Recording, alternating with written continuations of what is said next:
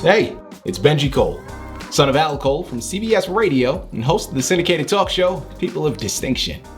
The talk that gives you an in-depth view of some of the most dynamic, intelligent, and successful people on the planet. Run to our website, alcoleenterprises.com for more info. Email me directly through benji@alcoleenterprises.com if you'd like to get involved with what we have going. And as always, please continue to like and follow our broadcasts. People of Distinction is an internationally syndicated show solely due to the love and support that you all continue to show. We're available across all major podcast distributors. And like I mentioned, people, if you keep following, we're going to continue to put out the content. Now sit back and strap in because we are delighted to showcase this next guest on our network. And on the line with us today, we have the impressive Dr. Susan Aurelia Gitelson. And we're going to be discussing her amazing book, Giving is Not Just for the Very Rich. It's available for purchase through Amazon, Barnes & Noble, and a whole host of other places. But if you want to gather everything that Dr. Gitelson has in store, people, you got to check out her personal site, okay? Now that's SusanAureliaGitelson.com. There, you're going to find more information on her, more information on this impressive book, as well as find hyperlinks set up to take you to the purchasing pages. Again, it's a one-stop shop for everything, and that's SusanAureliaGitelson.com. And I want to quickly take this opportunity and point out the fact that Dr. Gitelson was brought to our network by one of the best publishers in the business. And of course, people, you know I'm talking about ReadersMagnet. So if you're a writer out there who has gone through their process and now you need help moving the masterpiece you just developed, well, people, you already know. Contact ReadersMagnet because this is exactly what they specialize in. Now, you're going to want to head on over to ReadersMagnet.com to gather all of the ways that their fantastic team is going to help you do just that. And listen, it is an absolute pleasure to have Dr. Gitelson here on the line. People, right there in the title, Giving is Not Just for the Very Rich. You know what we're discussing today, okay? When we talk about giving, when we talk about donating, when we talk about paying it forward, oftentimes I think that there's some preconceived notions in what comes along with that and where someone can donate versus when they can't. We're gonna dispel a lot of narratives here today because Dr. Gitelson is someone who she's known a lot about this stuff. She is very knowledgeable to be able to articulate these things. And this book is chock filled with valuable pieces of information, not just about giving, how beneficial it can be for you, but also some very helpful and informative ways to go about doing it to make sure that you're doing it in the best and most protected way possible, I guess I'll say. And at the end of the day, listen, man, it's her book. She's written it. She's going to be able to articulate it all much better than I ever could. Sit back, strap in, and have your notebooks ready because she's about to give you an education when it comes to donating, all right? Dr. Gitelson, first and foremost, welcome to People of Distinction, and thank you very much for being a guest. How are you doing today? I am so delighted to meet you and have a conversation with you because I was listening to some of your other programs, and you're a very upbeat, very gracious person. So that's I'm looking forward to this. Well, listen, the pleasure is all ours, Dr. Gitelson. Really, thank you very much for being here with us. This book is going to cover a lot of information, and this discussion is going to cover so much of it as well. Listen, I'm a firm believer in reaping what you sow, okay? And as the optimist in me, I always try to put my best foot forward. And I think it aligns with a lot of things that you're talking about here in the book and the conversation that we're going to be having. We're looking forward to this discussion. And when it comes to donating, like your title suggests, it's not only for the very rich, right? I mean, there's so much to be gained, and we're open to receiving all of this fantastic pieces of information that you're going to relay to us today. First and foremost, let's begin by learning more about yourself. Dr. Gitelson, tell us more about yourself and your background.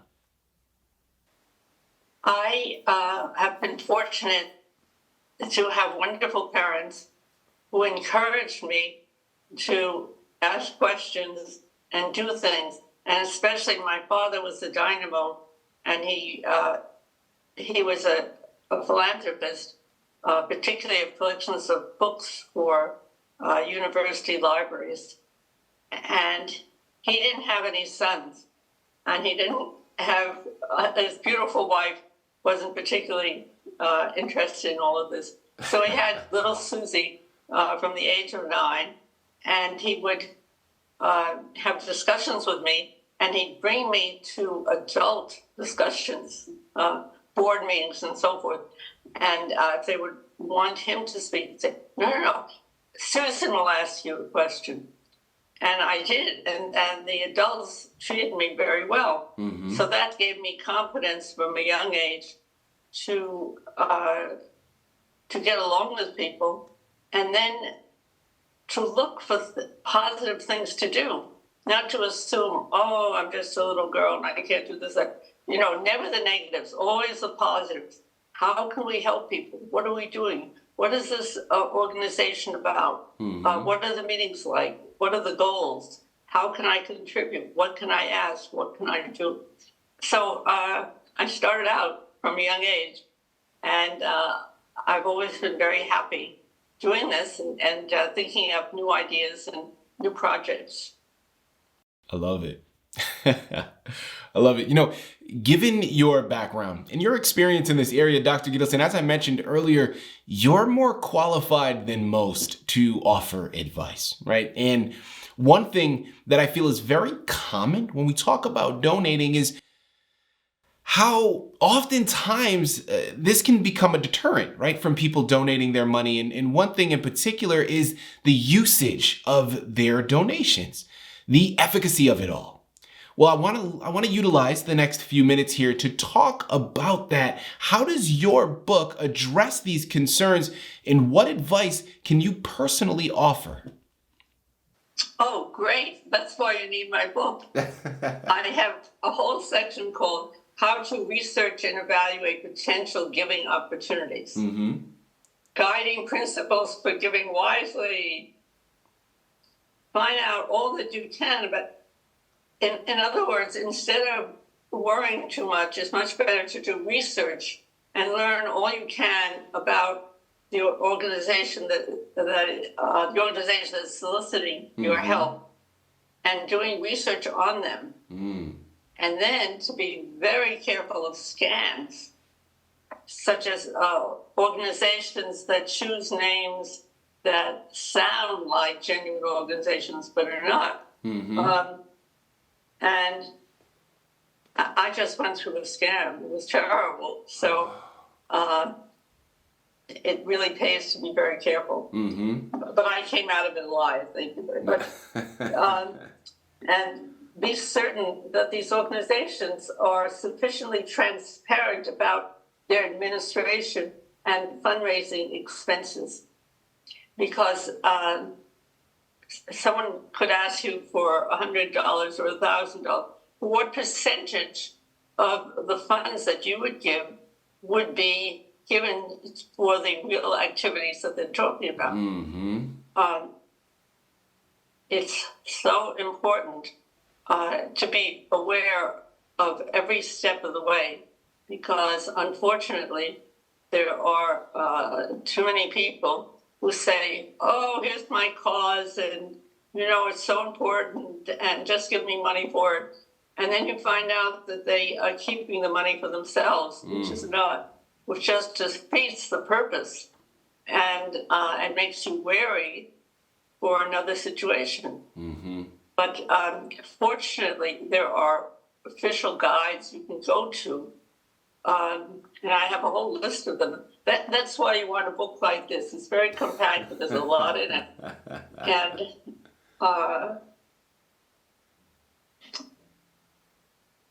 I'm looking for, I list some of the organizations.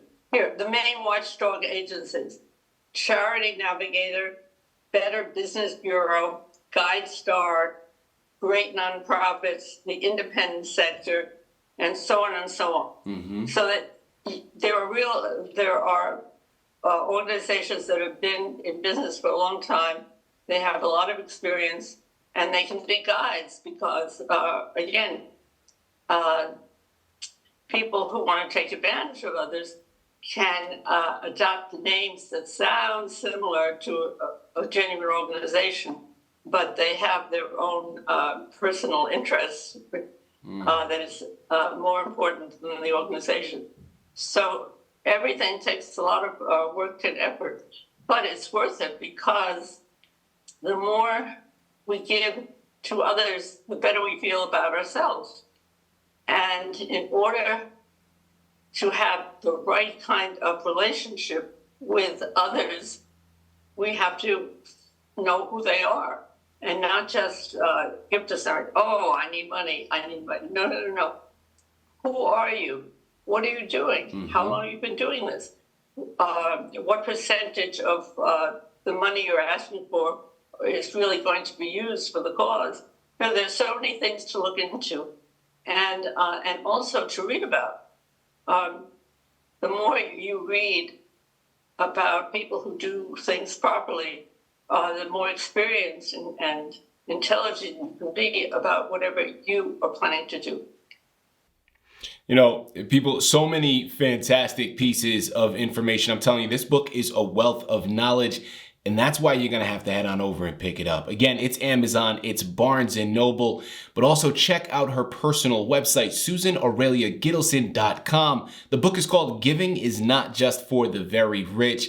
Remember the name Dr. Susan Aurelia Gitelson, because this is one you need to add to your shelf, and this is one that's going to help you move some mountains because there is so much to offer here. Head on over there today, pick up your copies. You know, Dr. Gitelson, you mentioned a moment ago how donating can do a lot for the spirit, right? And make individuals feel good. Well, let's explore that a little bit further now. Talk to us about how the act of giving can sometimes foster a sense of purpose and identity, right? I mean, what are some of the positives of donating in your mind? Thank you. This is so important because one doesn't even have to donate money to show concern for others, to smile at others, mm-hmm. to praise others because they are taking care of children or parents or the neighborhood, whatever it is, to be part of a network of positive people. And so much comes back to you when you reach out to others, you take care of others, you learn about others, and then you have a glow. And it's not money. But it's, I can be a useful person. Now, I've always been concerned, of course, about women because too often they've been put aside and mm-hmm. not given sufficient credit for their good ideas and for what they're doing. But recently, we have a new situation with young men who always thought they would be the breadwinners and they would get the jobs and everything would be all right for them. And these days, a number of them are having problems because of AI. The jobs they thought would be available to them may no longer be available. Well, again, to go into a sense of depression, do you feel, oh my, I have no future, there's nothing I can do. Oh, I have to take drugs. And some people, as we read, have even committed suicide. They just don't have a sense of purpose and a sense of self. And this is where we want to help them. And we want to encourage people to join groups. And whether it's in the home area or it's in the university or wherever they are, to work together and see that they can be really helpful. People in hospitals, people in childcare, people in adult care, there's so many ways that one can help others and realize how fortunate one is if one is healthy, one has ideas, friends, family, everything, and share the good opportunities that we have for ourselves with others. Mm-hmm. And the others will blossom, we hope. Some of them will. And their gratitude and their enthusiasm will make us feel better. So it's an ongoing process. It's giving on all sides, and not just saying, oh, I can do this, or I'll wait until I make enough money so I can give. No, we can help people at every stage and be pleasant to people, make other people's lives easier, and then we'll feel better. You know, Dr. Gitelson, I want to transition now. Thank you first and foremost for all the information that you've given so far, but I want to transition now to your title, because there is something about it that I think is underlying and needs to be addressed, because I think it's a very important aspect to discuss. The title of your book, of course, as previously mentioned, is Donating Isn't Just for the Very Rich. Well, that concept in and of itself, I think, is worth exploring. People often place value on donations based upon the quantity that is being invested, right? $50, $1,000, $1 million, etc. And then they can tend to feel discouraged from contributing themselves if they can only give a few dollars, 5, 10, whatever the case may be. You get what I'm going here. Well, I want to ask you for your advice. Dr. Gitelson, how would you address readers who feel that only wealthy individuals can afford to donate meaningfully? It's the wrong way to begin, because it's true. We're always reading about the richest, and there are lists published who has the most, who gives the most money. But in reality, so much depends on choosing causes and doing something for them with money, but also with personal attention. And I mention this because I have great admiration for some wealthy women who do research and try to find organizations, institutions that really need help and often are serving the low-income people. And for example, Jeff Bezos is now one of the wealthiest billionaires. Well, he started out with a wonderful wife, and somehow he was so busy with Amazon and then with enjoying a social life that they got divorced. And she has gone on. She has all this money that she got from divorce settlement, but she spends her time doing research, finding organizations that aren't well known and that need help. And she's just extraordinary. And there are other people. We know Bill Gates. Well, his former wife, Melinda French Gates, is the same kind of person, that she's giving funds to people with very little money, for medical school education for people who couldn't afford to go. It's just, if we can find causes that are really worthwhile and see that without our assistance, whether it's financial or otherwise, a lot of good people would never be able to contribute. So therefore, we can help others to give. And again, it could be in a small way, it could be in a large way, or you start out small and things can grow. But the main thing is to always look around, how can I be helpful?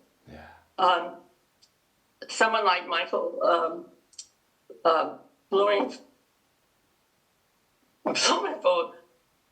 forgive me, one of our wealthiest gentlemen, who really built his fortune by himself, and he also he gives money to his alma mater, and for people who don't have much, and this way they'll be able to afford to go to university. So they're wonderful people, whether it's on a larger scale or a smaller scale, but at least they are so concerned about others, they find ways to help them.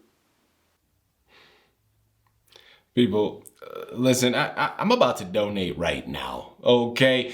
Dr. Gitelson has got me inspired. I'm about to take out my wallet and head, no, listen, joking aside here, I'm loving this discussion though, Dr. Gitelson, I really am. You are so informed, and it really is an inspiration seeing and hearing what you're saying. And people, listen, the book has so much more. Closing out now, Dr. Gitelson, looking forward, what changes would you like to see in society's approach to philanthropy, and how does your book contribute to this ongoing vision? Oh, thank you, because this is so wonderful. Because it's something that each of us can do. Mm-hmm. The moment, and that's been my emphasis, the moment you care for others and say, how can I help somebody else? That's why I like giving lectures, because people come up, oh, I don't know what to do. What do you suggest? And then it's a matter of getting into dialogue with people, finding out what is their background, what are their interests, what are the possibilities, what organizations they work, and so forth, making it realistically possible for everyone at every level to give to others. Because it's this whole process of caring for others that brings so much joy to the individuals. And it can happen to people of every political party and persuasion and religion and this, that, and the other thing. But the main thing is to give to others, not beyond one's means, but in a way that fits in with one's programs and opportunities. And you don't have to be a Bloomberg. That was the name I was looking for. But there's so much each of us can do in a personal way. And that's part of it, not just to say, oh, I'll donate to this political party or that one, and they'll honor me and I'll get all these benefits and so on. That's it's missing something. The compassion, the concern for others that makes such a difference in what we do. People, this book is the precipice for the change that we've been looking for. I mean, can we just take a second, just take an opportunity here? Can we imagine what the world could be? What it would look like if we all started to view things from this perspective? By thinking about others first and foremost. Listen, I promise you, there's more than enough wealth to go around. Now, I also understand that some people have gotten very, very good at hoarding it more than others, but that's another discussion, okay? You get what I'm trying to get at here is there's room for growth. There are more than enough resources to spread it around and make sure that we're all feeling it. You get what I'm saying here, people. You know where you gotta go. All right, remember, it's Amazon, it's Barnes & Noble, but most importantly, it's SusanAureliaGitelson.com. The book is called Giving is Not Just for the Very Rich. You need to head on over there and pick up your copies. You need to take that notion and implement it, because I promise you, it's not just for the very rich. You can be donating and doing it just as meaningfully as everyone else, okay? Dr. Gitelson, you are the absolute embodiment of a person of distinction. I really do mean that. Thank you for writing this amazing book. Thank you for the wonderful words of wisdom, the wonderful insights that you've given us here today. But most importantly, thank you for being a guest on People of Distinction. Thank you for having me and for being such a positive, upbeat host. You're really terrific.